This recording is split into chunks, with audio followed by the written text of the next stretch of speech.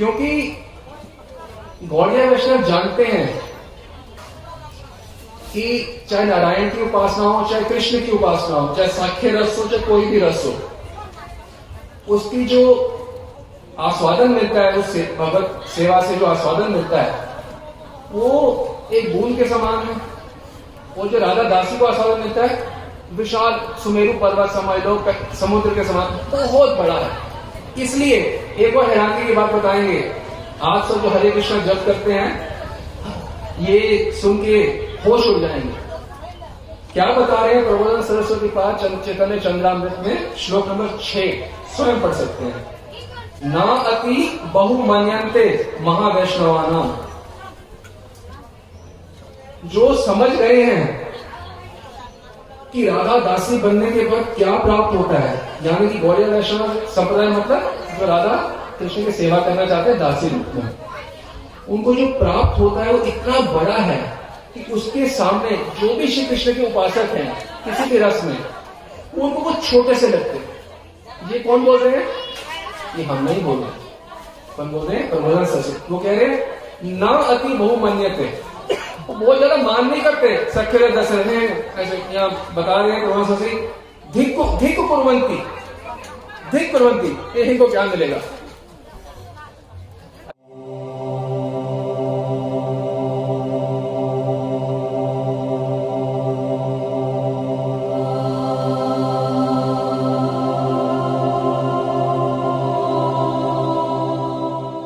जैसे मान लो कोई रिक्शा चला रहा है, उसे कितना मिलेगा? 50 रुपए, 100 रुपए, 200 रुपए, ठीक है।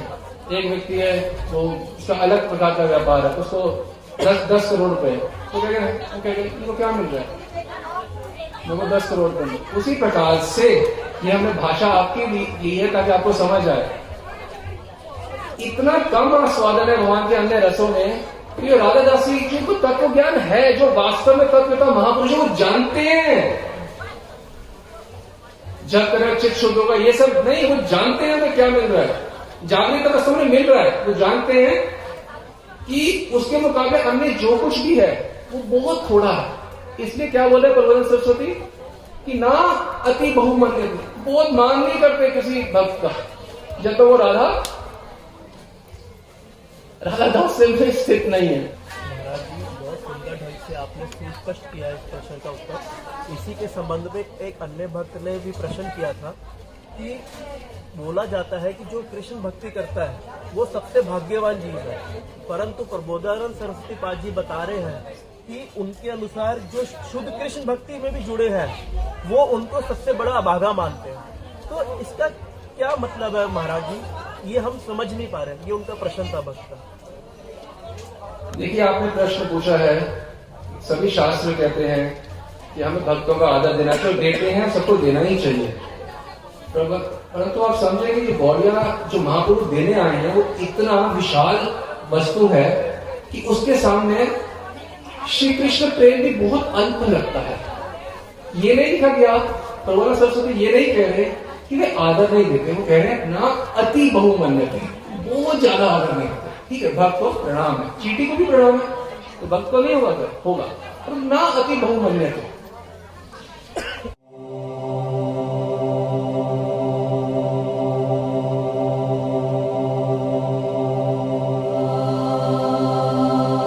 तो केवल कृष्ण भक्ति से नहीं, गौर भक्ति के बिना कार्य नहीं होने वाला।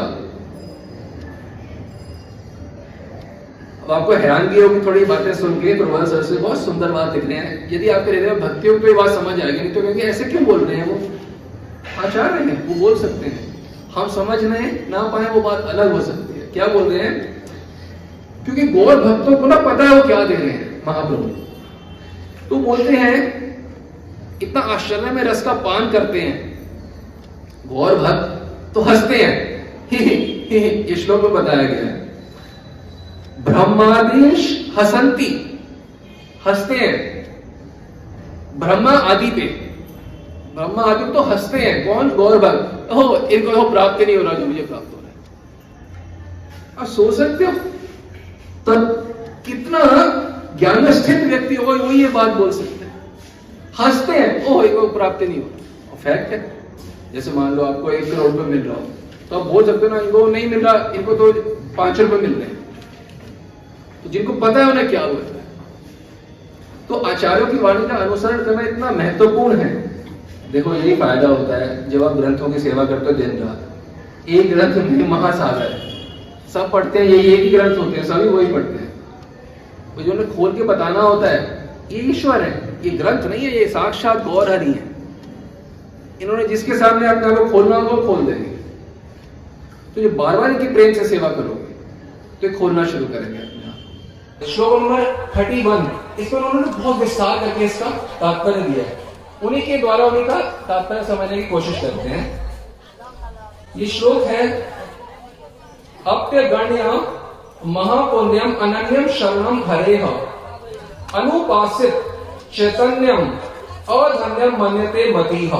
कि अनगिनत पुण्य होने के बाद भी यदि कोई अनन्य मन से, मन कहीं संसार में नहीं लगा हुआ, पत्नी में, बच्चों में, पैसे में, कहीं मन नहीं लगा हुआ, अनन्य मन से श्री कृष्ण की उपासना करता है, परंतु अगर वो महाप्रभु का उपासक नहीं है, यदि वह गौड़िया वैष्णव सही रूप से नहीं है, तो ऐसे व्यक्ति को अधन्यम मन्यते मतीह, ऐसे व्यक्ति को प्रबोधन सरस्वती पाद कह रहे हैं, मैं उसे अभागा मानता हूं।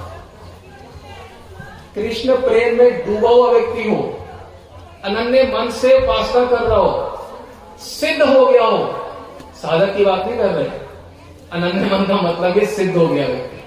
अनन्य मन का मतलब समझते हैं आप, कि मन में और कुछ नहीं रहा, श्री कृष्ण छा गए नसों में, कण कण में, खून के एक एक कतरे में समा गए। ये होता है अनन्य मन से उपासना करना, कि कण में, खून के कण में खून भी नहीं रहा, वह श्री कृष्ण बन गए। ऐसे व्यक्ति को भी क्या बोल रहे हैं प्रबोधन सरस्वती? अभागा। क्यों? भाई 100 रुपए के मुकाबले 10 करोड़ रुपए उसी क्षण प्राप्त हो सकते हो, तो 100 रुपए कमाने वालों अभागा ही बोला जाएगा। देखो उपासना ही करोगे, चाहे सख्ते करो 10 से, अगर सही रूप से कर लोगे तो आपका ही लाभ होगा। हमें क्या मिलेगा? हमें तो कुछ नहीं मिलेगा। आप दादा दासी बनो तो आपको ही मिलेगा ना। तो इसलिए प्रबोधन सरस्वती कह रहे हैं कि वो मेरे दृष्टिकोण में अभागे हैं।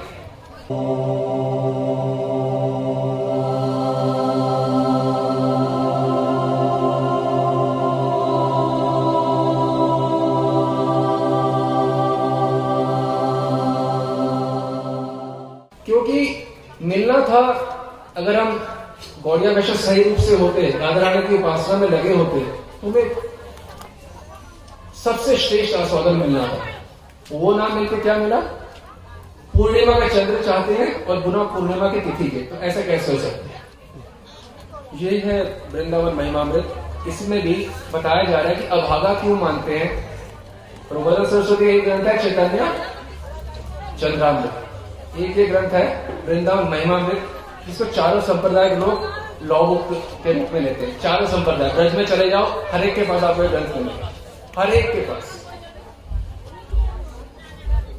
ब्रज भक्ति करनी और ये ग्रंथ से परिचय नहीं है, तो आपका राधा कृष्ण से कभी परिचय नहीं हो सकता। हमारा हाथ जोड़ के निवेदन है कि सभी इस ग्रंथ को रोज पढ़ा करें, वृंदावन महिमा में। इसमें अध्याय 1 श्लोक नंबर 54 1.54 उसमें बताया जा रहा है कि राधा कृष्ण के जो दर्शन होते हैं, जब वे एक दूसरे के सानिध्य में होते हैं, परम सानिध्य में, तो उनको जो सुख मिलता है उसके मुकाबले जो जितने भी और अन्य उपासक हैं, चाहे यशोदा माता क्यों नहीं है, आप लोग हमारा जो सुख है राधा रानी की दासी का, कि यशोदा माता से भी ज्यादा है। हाँ, हैरानी की होगी सुन के, मेरा आस्वादन यशोदा माता से भी ज्यादा हो सकता है। हाँ, अच्छा, हम तो ऑल्टर में पूजा करते हैं, सेवा करते हैं, लिख रहे हैं राधा श्याम सुंदर ललिता विशाखा, तो क्या मेरा आस्वादन ललिता विशाखा से भी ज्यादा हो सकता है? यदि प्रबोधन सरस्वती को, रूप गोस्वामी को और रघुनाथ गोस्वामी को मानते हैं तो आंसर है हाँ। क्या बता रहे हैं कि अन्य जो जितने भी रस है, चाहे गोपी भाव क्यों नहीं है, उसमें भी जो आपको प्राप्त होगा वो लवलेश तुल्य भी नहीं है, लवलेश तिनके बराबर भी नहीं है। इस श्लोक में बता दें, तिनके के बराबर लवलेश। ये इतना बड़ा सुख उत्सव है जो राधा रानी की चरण सेवा से प्राप्त होता है। सामुद्रिक है ना, समझो। अच्छा, एक बूंद में क्या कोई मछली खेल सकती है? अच्छा, क्या एक मछली एक बूंद में उत्सव बना सकती है? नहीं। क्या एक मछली समुद्र में उत्सव बना सकती है? बिल्कुल, बहुत बड़ा उत्सव है। उसी प्रकार से ये सुख उत्सव प्राप्त होता है, सुख का उत्सव, सुख की बूंद नहीं, उत्सव। यही श्लोक में बताया जा रहा है। सौख्य उत्सव तल लवेश आर्यते, उसका लवलेश भी प्राप्त नहीं होता अन्य किसी भी भागवत उपासक को।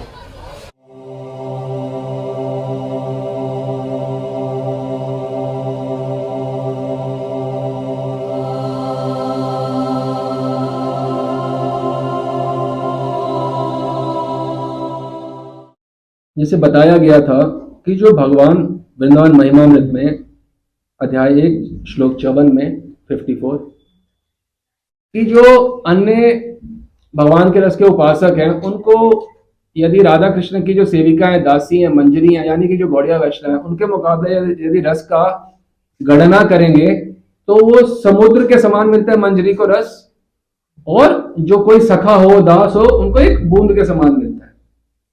यही जो बात है विस्तृत रूप से व्याख्या करी है श्रीला विश्वनाथ चक्रवर्ती ठाकुर ने। आनंद चंद्रिका नामक कमेंट्री है रूप गोस्वामी की उज्ज्वल नीलमणि के ऊपर, उसमें उन्होंने व्याख्या करी है। क्या व्याख्या है? वो कह रहे हैं कि 4 प्रकार का प्रेम होता है। सच प्रेम जात्या अनंतो अपि क्वापि परमाणु मात्रा क्वापि परम महान। वो कह रहे हैं 4 प्रकार का मेन है। एक होता है क्वापि परमाणु, एकदम अणु है, अणु मात्र प्रेम है, एकदम हल्का सा अणु मात्र, अणु नहीं, अणु मात्र। क्वापि परम महान,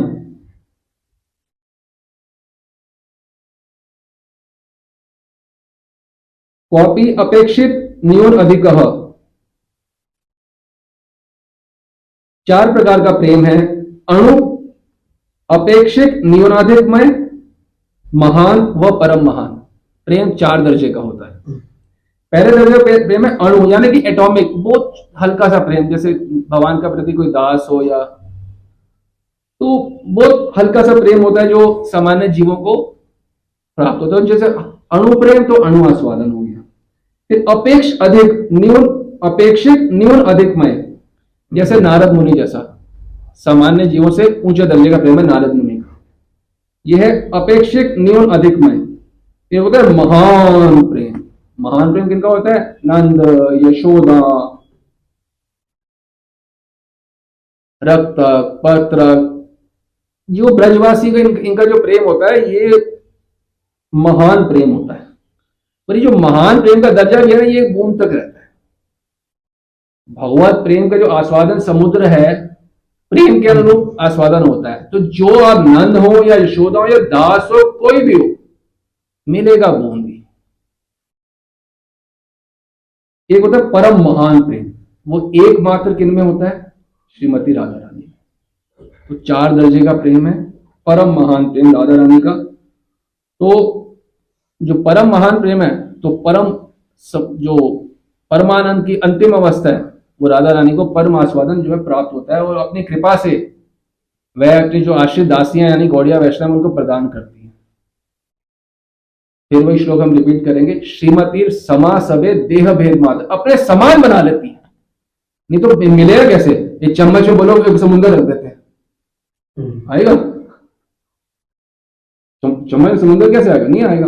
उतना ही जाति का कटोरा वो स्थान होना जिसमें समुद्र आ सके, उतनी अपने जैसा देव दे देती है राधा रानी। श्रीमती समा सबे, अब समझ आया इसका मतलब? अपने जैसा देव दे देती है कि तुम बचा तो पाओ।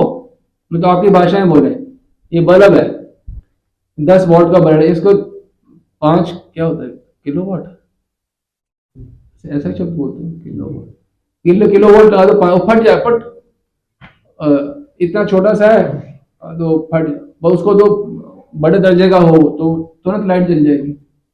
नहीं तो ज्यादा झटका दोगे तो हार्ट अटैक से मर जाते हैं लोग, ज्यादा थोड़े से खुशी हुई मटेरियल उससे ये समुद्र का प्रेम है भाई। श्रीमती समासर होने के बिना काम बनेगा नहीं, तो बनाती है राधा रानी अपनी कृपा से। 4 दर्जे का प्रेम है। इसी वजह से जब अपना प्रेम देती है मंजरियों को तो उनको भी वही आस्वादन प्राप्त हो जो राधा रानी को प्राप्त होता है। अतः ये सुस्पष्ट है कि कलयुग में केवल कृष्ण भक्ति से भी कार्य नहीं होने वाला।